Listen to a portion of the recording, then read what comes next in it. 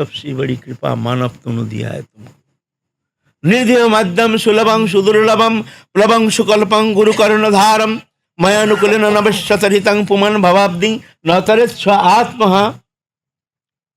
ऐसे मानव तनु पा करके जो संसार चक्र से मुक्त होने का प्रयत्न नहीं करता है वो आत्महत्याकारी। तो भगवान की सबसे बड़ी कृपा जो हमको सब ज्ञान विवेक विचार बुद्धि ये किस लिए दिया है? भोग के लिए।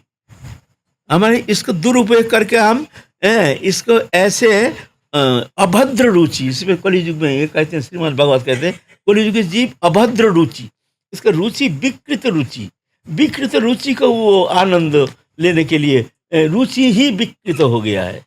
कलियुग के जीव बुद्धि दिया है उसको विकृति, वो बुद्धि विकृत होकर के उसको भोग विलास में लिप्त कर देता है।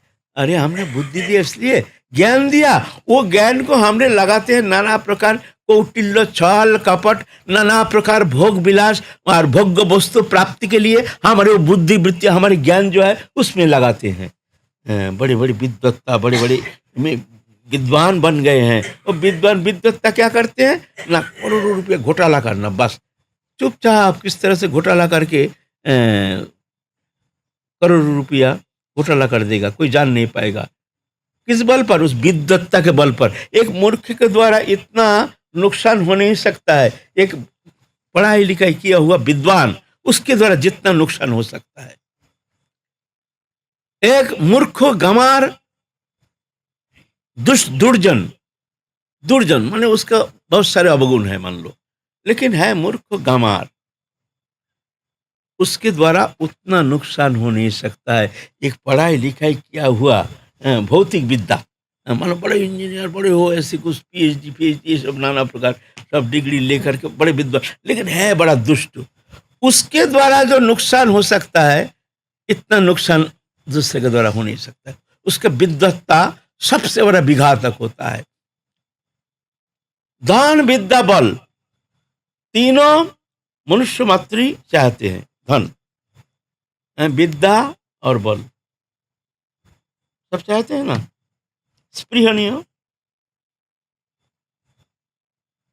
एक सज्जन के हाथ में अगर ये तीन होता है तो अपना मंगल, समाज का मंगल, जाति का मंगल, देश का मंगल होता है।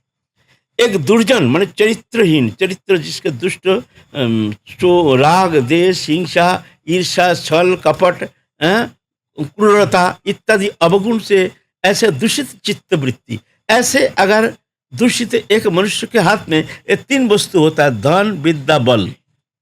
धन है, बहुत धन है, विद्या है, बहुत पढ़े लिखे है, लेकिन ये भौतिक पढ़ाई जो है ये चरित्र शोधन के लिए कोई मार्ग थोड़ी है, और दुष्ट बनता जाता है। हाँ, विद्वत्ता प्राप्त कर लेता है लेकिन दुर्जनता जाता नहीं है। पहले स्कूल में जाता है, किताब चोरी करता है, कलम चोरी करता है, चोरी करने का स्वभाव है, लेकिन वो जाता नहीं है।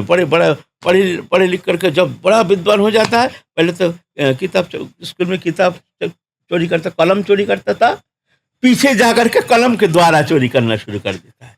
कलम के द्वारा इतना फर्क होता है उसके विद्वत्ता, है ना। तो धन विद्या बल तीन अगर एक दुर्जन का हाथ में होता है तो परम अमंगलकारी होता है, और एक सज्जन का हाथ में होता है तो मंगलकारी होता है। जैसे मान लीजिए एक दुर्जन है, चरित्रहीन, निष्ठुर, क्रूर, छल कपट, भोगी, दुराचारी, परविद्वेषी, अनिष्टकारी, माने जितना ऐसे हैं, उसका हाथ में धन है तो क्या करेगा? शराब मदिरा दुष्टता नाना रकम रिश्वतखोरी नाना प्रकार इस तरह से धन का दुरुपयोग करेगा। वो धन थोड़ी सज्जन का कोई काम में आएगा। किसी का मंगलकारी तो धन उसका विनाश के कारण होता है। विद्या बहुत पढ़े लिखे हैं तो क्या करेगा? चुपचाप घोटाला, प्लेन की तरह घोटाला करेगा, करोड़ों रुपए घोटाला कर देगा, कोई जान नहीं पाएगा। विद्वत्ता ऐसे होगा। और बल सज्जन को सताएंगे,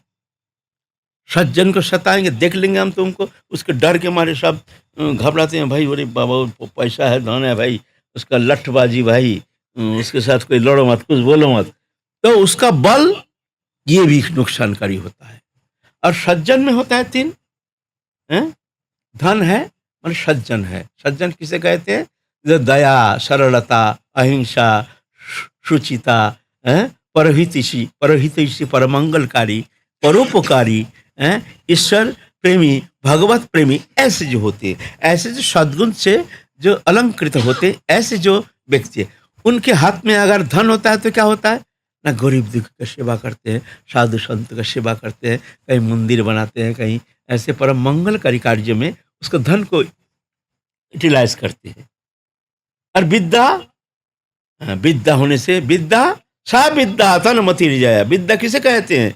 जिस विद्या भगवत चरण में मति उत्पन्न होती है वही है विद्या। और बाकी विद्वत्ता ये सब नष्ट के कारण है। ये विद्वत्ता कोई काम में आता नहीं है। वो विद्वत्ता विद्या नहीं मानती, वो अविद्या है।